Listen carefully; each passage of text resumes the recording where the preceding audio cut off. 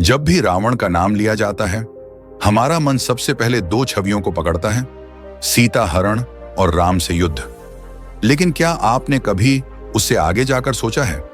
क्या कभी यह जानने की कोशिश की कि एक ऐसा पुरुष जिसे हम राक्षस कहते हैं, वो इतना ज्ञानी, इतना तपस्वी, इतना नीति प्रवीण कैसे था? रावण का जन्म राक्षस वंश में हुआ, परंतु उसका जीवन किसी तपस्वी आशी से कम नहीं था। वो शिव का अनन्य भक्त था। हजारों वर्षों की तपस्या के बाद महादेव स्वयं प्रकट हुए और रावण को अमोघ शक्ति का वरदान दिया। वो रावण जो अब तक बस राक्षस कहा गया, वो असल में एक ऋषि, एक ब्रह्मज्ञानी, एक तंत्र साधक था। उसे संगीत का जन्मदाता कहा गया है। उसकी वीणा की ध्वनि से अर्षियों के मन में शांति उतरती थी। रावण ने शिव तांडव स्तोत्र की रचना की, एक ऐसा स्तोत्र जिसे सुनकर स्वयं महादेव प्रसन्न हो उठते हैं। क्या कोई साधारण राक्षस यह सब कर सकता है? लंका, रावण का राज्य, जहां न कोई भिखारी था न कोई भूखा, जहां हर नागरिक को न्याय मिलता था, चाहे वह ब्राह्मण हो या असुर। रावण की शासन नीति सीधी थी, जिस दिन मैं अधर्मी बनूं उसी दिन मैं राजा कहलाने योग्य नहीं रहूंगा। रावण ने यह नीति केवल बोली नहीं, निभाई भी। उसने अपने पुत्र मेघनाद को भी केवल उसके कर्मों से आंका, ना कि पिता होने के मोह में। रावण युद्ध भूमि में मेघनाद से कहता है, युद्ध में धर्म से हटे तो मैं स्वयं तुझे रोके बिना देखूंगा मरते हुए। रावण का कथन था, शासन करना आसान है, पर नीति से शासन करना वह तपस्या है। जो राजा न्याय नहीं कर सकता, उसे सिंहासन को त्याग देना चाहिए। रावण के मन में धर्म था, नीति थी, विचार थे, पर अहंकार भी था। पर जो उसकी अच्छाइयों को ही न देखे, वो कैसे उसे पूरी तरह समझ सकता है? वो रावण जो 10 दिशाओं का विजेता था, हर सुबह सबसे पहले महादेव के चरणों में सिर झुकाता था। उसने कभी राम का अपमान नहीं किया, बल्कि उन्हें धर्म का पथिक माना। पर जब युद्ध हुआ तो रावण अपनी नीति, अपने संस्कार, अपने अहंकार और अपनी नियति, इन चारों के बीच बांट गया।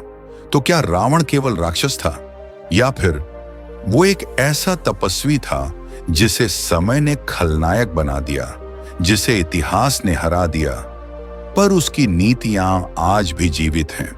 तो चलिए जानते हैं रावण के उन नीतियों को। और हां, इन नीतियों को बीच में छोड़ देना भी पाप समान है। रावण एक ऐसा राजा जिसकी सबसे बड़ी नीति थी, न्याय में देरी अन्याय को जन्म देती है। लंका की न्याय सभा में जब भी कोई प्रजा अपना दुख लेकर आती, फैसला उसी क्षण होता था। चाहे सामने राजा का मंत्री हो, पुत्र हो या कोई निर्धन ब्राह्मण, रावण के सामने सब समान थे। उसका सिद्धांत स्पष्ट था, राजा का धर्म है न्याय, और अगर वो पक्षपात करे तो वो केवल सिंहासन का भूखा है, न्याय का रक्षक नहीं। उसने कभी ये नहीं देखा कि दोषी कौन है, बल्कि ये देखा कि न्याय किसके साथ है। यही थी रावण की असली पहचान।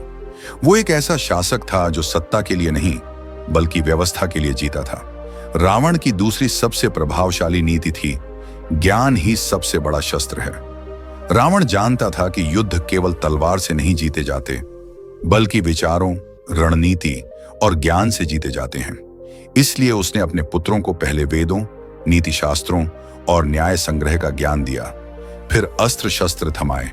वो कहता था, जो बिना ज्ञान के शक्ति चाहता है वो केवल विनाश ला सकता है, निर्माण नहीं। रावण की तीसरी नीति थी बल। यदि नीति के बिना चले तो वो तानाशाही बन जाती है। रावण के पास असीम बल था, लेकिन वो अपने बल का उपयोग तभी करता जब कोई नीति भंग होती। युद्ध भूमि पर रावण कहता था, यदि मुझे नीचता से युद्ध जीतना होता तो मैं अब तक सारी पृथ्वी का अधिपति बन गया होता। आज के समय में जब ताकत का दुरुपयोग होना सामान्य हो चुका है, रावण की ये नीति और भी मूल्यवान लगती है।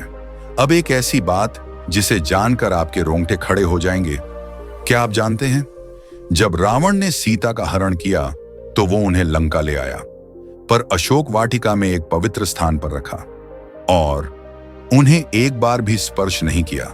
क्यों? क्योंकि रावण जानता था, स्त्री का अपमान किसी भी राजा के अंत का कारण बन सकता है। यह वही रावण था जो युद्ध भूमि में सीता को बार बार समझाता रहा कि मैं तुम्हारा अपमान नहीं करूंगा, तुम्हारी इच्छा के बिना कुछ नहीं होगा। उसने सीता को धर्म के मापदंड पर रखा, न कि शक्ति के।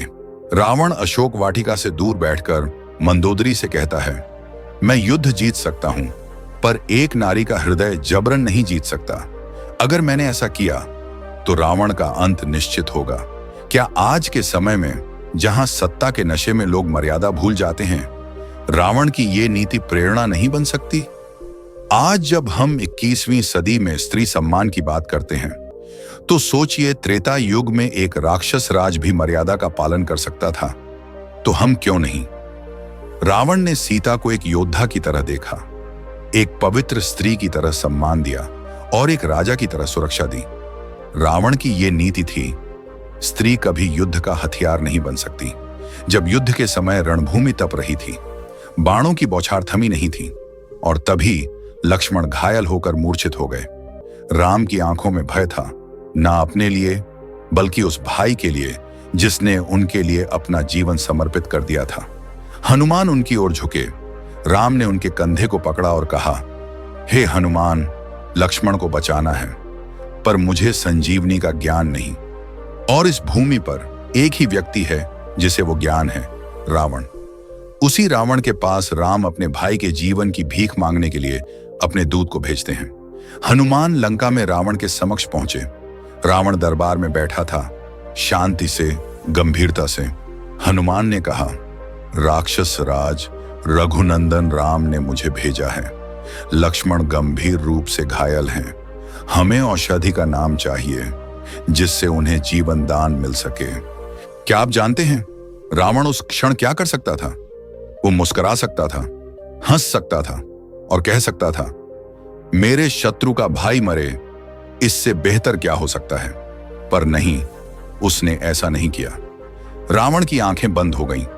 वो कुछ क्षण मौन रहा, फिर बोला, हे मारुत पुत्र, हिमालय की पहाड़ियों में द्रोणगिरी पर एक दुर्लभ औषधि है, संजीवनी बूटी।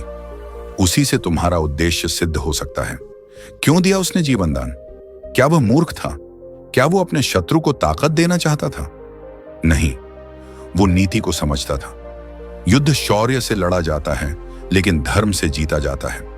शत्रु से युद्ध करो, पर जब वो असहाय हो तो अपना धर्म मत छोड़ो। रावण ने न सिर्फ औषधि का नाम बताया, बल्कि संकेत भी दिया कि यदि समय पर न पहुंचा गया तो लक्ष्मण को बचाया नहीं जा सकेगा। यह था रावण, एक राजा, एक योद्धा और एक ज्ञानी।